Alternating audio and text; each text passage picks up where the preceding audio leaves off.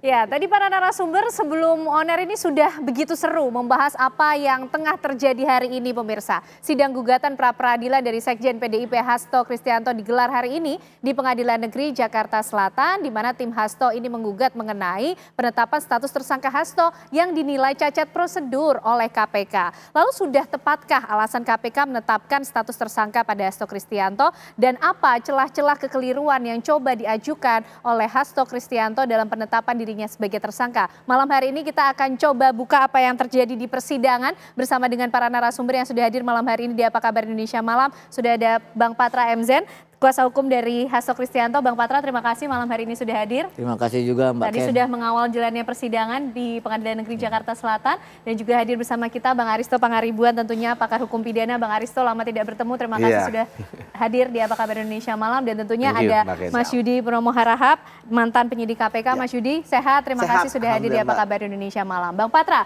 9 poin petitum yang disampaikan tadi pada saat sidang gugatan pra-peradilan dari Hasto Kristianto. Apa kemudian poin-poin yang ingin dititik beratkan?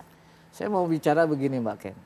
Kita mau terapkan hukum itu berdasarkan norma, berdasarkan aturan, atau berdasarkan semau gua. Ya. Pra-peradilan itu sudah ada sejak 1792. Oke. Sejak abad 18. Ya, itu dikenal dengan habeas corpus. Apa maksudnya? Yang namanya aparat penegak hukum itu tidak boleh dia sewenang-wenang. Maka Mbak Ken, di dalam hukum itu yang namanya proses itu sama penting, sama utama dengan hasilnya. Oke. Nah, balik ke kasus Pak Hasto. Proses penetapan tersangka inilah yang kita persoalkan di permohonan pra-peradilan. Prosesnya ya, Bang? Prosedurnya, prosesnya. Ya. Saya kasih contoh yang paling gampang, yang bisa kita cerna gampang.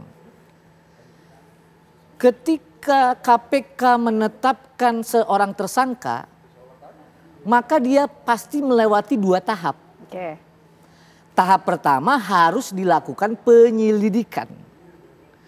Tahap kedua, dia harus melaksanakan yang namanya penyidikan. Betul.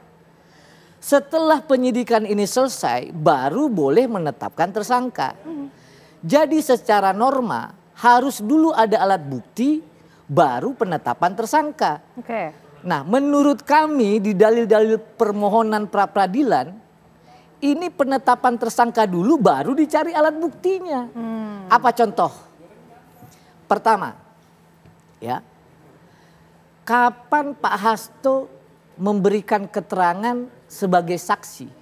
Kapan? Oke. Ya.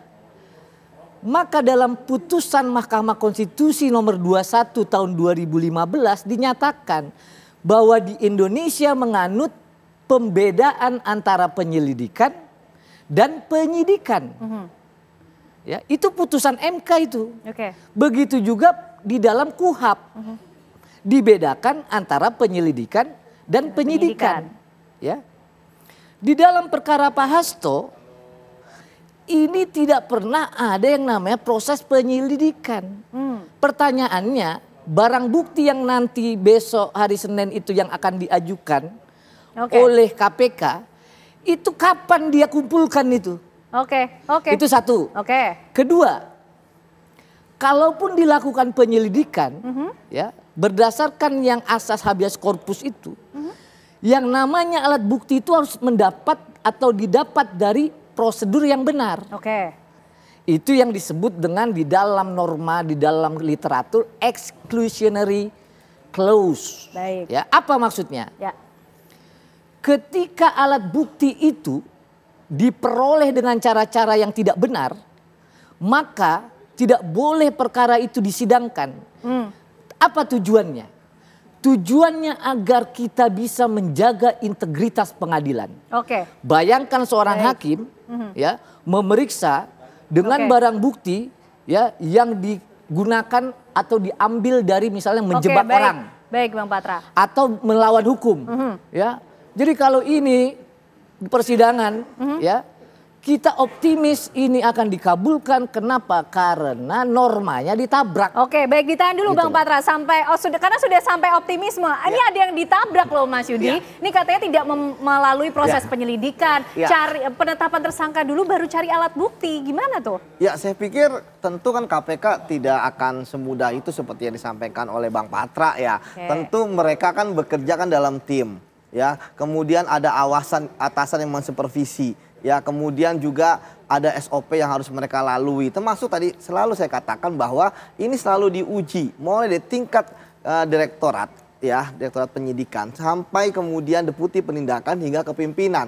Kan tidak mungkin ada satupun celah di situ. Jadi ketika kemudian dikatakan apakah KPK akan mampu untuk menjawab semua permohonan dari pihaknya Pak Hasto, saya yakin besok jam 11 siang itu sudah siap dengan KPK dengan jawaban-jawabannya. Termasuk tadi mengapa kemudian KPK memilih melakukan proses penyidikan melalui pengembangan penyidikan. Itu kan KPK punya alasannya. Kenapa mereka nggak melakukan penyelidikan terlebih dahulu? Pasti ada alasannya seperti itu. Koreksi itu. Baik, Saya mau koreksi. Tapi bentar dulu Bang, bentar dulu, baik, belum kita selesai. sebentar Bang Patra. Ya, artinya kan menurut saya Bang, apa yang Abang sampaikan itu akan dijawab oleh KPK.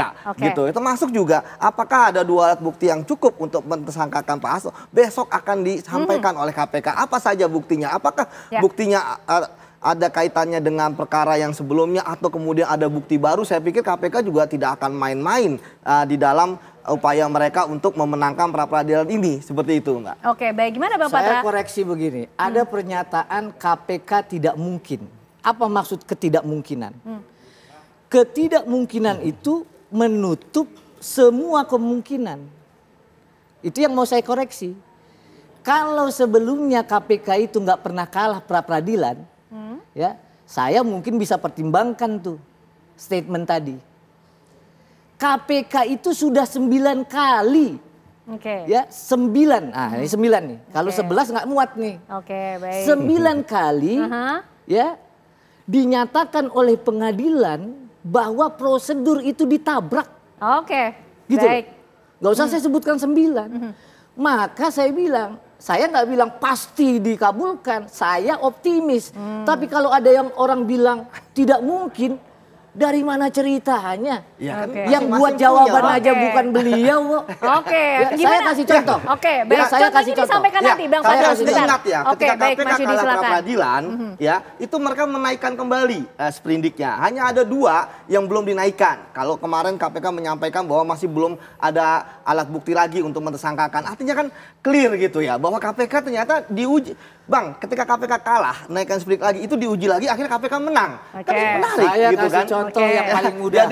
Jadi menurut saya, ya apapun ya, pasti ketika saya pengalaman sebagai penyidik, pasti akan dicari celah ya. Tapi pasti penyidik pun pasti mampu untuk menemukan jawabannya, pasti akan mampu menjawabnya. Dan akhirnya kan keputusan di hakim. Ya seperti itu Mbak. Baik. Saya kasih contoh yang paling gampang. Ya. Tanggal 23 Desember ya terbit sprindik 2. Ya. Tanggal 31 Desember keluar surat pencekalan. Kalau prosedurnya benar gimana? Pencekalan itu dasarnya sprindik tanggal 23 Desember dong, tahun 2024. Tapi yang dilakukan apa? Terbit surat cekal, dasar penerbitannya itu sprindik tahun 2020 coba. Ini yang saya bilang Mbak Ken.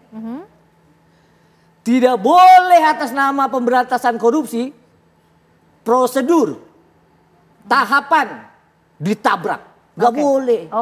Tidak boleh atas nama pemberantasan korupsi, prosedurnya ditabrak. Ini kondisi sidang gugatan pra-peradilan sepertinya berjalan seperti ini tadi Bang Aristo. Tapi ditahan dulu ya nanti untuk menganalisis apa yang terjadi nanti di pengadilan. Ya, kita tahan dulu pemirsa. Apa kabar Indonesia Malam masih akan kembali untuk Anda.